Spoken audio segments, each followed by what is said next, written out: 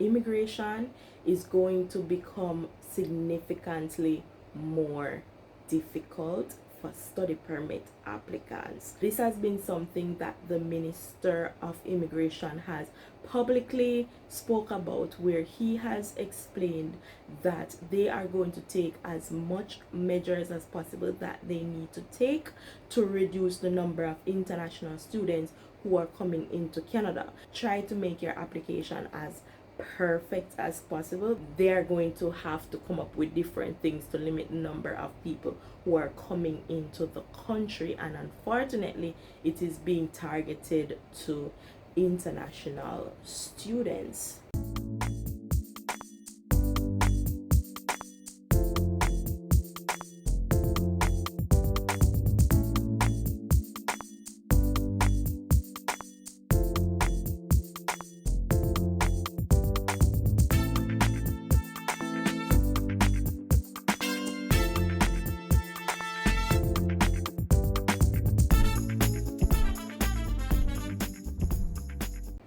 Hi there, welcome back to the channel. Today I will be talking about the different changes in immigration.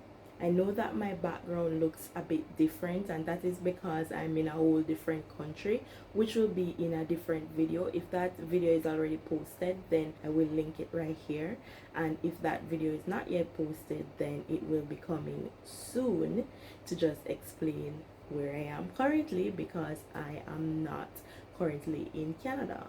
So a lot of changes has been happening to immigration, and a lot of these changes are actually geared towards international students. There has been a lot of different changes in regards to international students, and there are a lot of changes in regards to Canada in general, because Canada is going through a housing crisis, and they are currently doing anything and everything that they can do to reduce that housing crisis or to eliminate that housing crisis. And unfortunately, everything is currently being geared towards international students.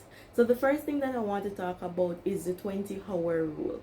The old 20-hour rule about working in Canada.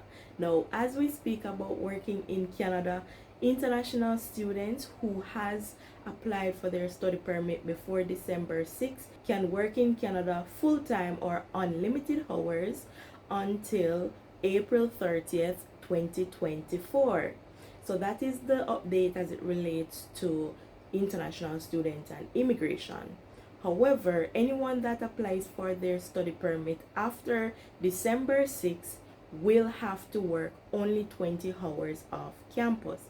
So the rule still applies to anyone who applies for their study permit after December 6th. One of the most important things that you need to note is that many people, many international students in particular, will be telling you that you can work more than 20 hours, and that is incorrect. The rule is only for international students who has submitted their study permit application before December 6th, 2023. After that date, you are not eligible to work full-time, and if there is any student telling you that you are eligible, and you will have many people who will tell you that you are eligible, trust me, you are not eligible, and you will hear it all that yes, you are eligible, but that is not true. Now, let's say, for instance, you did not know about this rule and you came to Canada and you work. So what it affects is actually your immigration in the future, where when you apply for anything, even if you just want a study permit extension, there's a possibility that they won't give it to you because you previously broke the immigration rules. So that is why it is very important that you do not break the immigration rules. The next big change that has happened and will be in effect as of January 2024 is that you will now need to show $20,635 as proof of funds. Previously, this amount was $10,000. However, this amount has been doubled due to the high cost of living in Canada, which is why I'm telling you that Canada has significantly changed. So if you are someone who has been watching information about immigrating to Canada for many years, trust me, what you used to see back then, that is not the case right now. and it is very, very different compared to before. Now, how will the general situation of the housing crisis affect international students?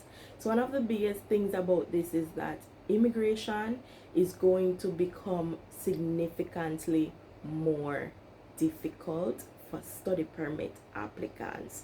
This has been something that the Minister of Immigration has publicly spoke about, where he has explained that they are going to take as much measures as possible that they need to take to reduce the number of international students who are coming into Canada. So what they're saying is that the institutions need to make sure that they are helping to reduce the number of international students. However, if the institutions still continue to take in everybody, then the government is going to step in and they are going to start taking measures to reduce the number of people who are coming into Canada. So because of this, immigration will probably keep changing and things are going to develop very quickly because of this severe housing crisis. Like, it is a crisis where people cannot find house, or if you do find house, then it is way too expensive, and it's either you're paying for it or you have to find a lower quality house to stay in. Like, things like that is the situation of persons who are currently living in Canada. So that is the reason why they are taking a serious measure to reduce the number of international students who are coming into the country, because basically the number of international students coming into Canada and the number of persons becoming permanent resident is kind of on the same amount, which is why they are trying to look into ways to reduce the number of people coming into the country temporarily and increase the number of people who come into the country permanently, because it makes more sense. However, in general, the number of people who are coming into the country is way too much compared to the amount of housing that is being built over time. So that is why there is a housing crisis. So what this means for you is that study permit applications will be going through significant scrutiny compared to before. Like, there was already a significant amount of scrutiny, but now it is even worse, where I don't know what steps they're going to take, and you probably won't even know. You just kind of have to try to make your application as perfect as possible, because what else can you do if you don't know specifically what will be the things that determine if you get it or not. But ideally, the type of people who they are looking for to give a study permit are persons who just finished school, you just finished high school, you just finished college, you just finished university, and you want to move up and level up into a different, you want to level up into higher education. It's like smooth sailing for people like you. And then once you come out of school for even 1 year, it's going to be way, way more difficult. Like, even with people who you always hear about, persons who tell you about gap year, that was a big thing, and it's just going to get worse. Like, anything that was a reason for not getting in, it is going to be more significant, because they are trying to reduce the number of people, but at the same time there's no number limit, so there has to be something to limit people. So they are going to have to come up with different things to limit the number of people who are coming into the country, and unfortunately it is being targeted to international students. Let's see, why does this laptop look so huge on camera? Let's see. Yes, so I made some notes on the points that I wanted to hit. So something else that I wanted to hit is to tell you that even though I'm telling you that it's going to be more difficult for you to come to Canada, that does not mean that you cannot come here and will not be able to come here. Like, there is still the opportunity to travel to Canada. It's just going to be a little bit more difficult, but that doesn't mean that your chances are gone. and there is no opportunity to travel to Canada, and there is no opportunity for nothing. Like, that is not true. So still, if you want to come to Canada, then definitely apply, do your thing and things like that. I keep saying come to Canada, but I'm not in Canada, I'm in Jamaica. But yeah, if you want to travel to Canada, definitely still apply. I'm not telling you don't apply, I'm just saying these are the current changes to immigration.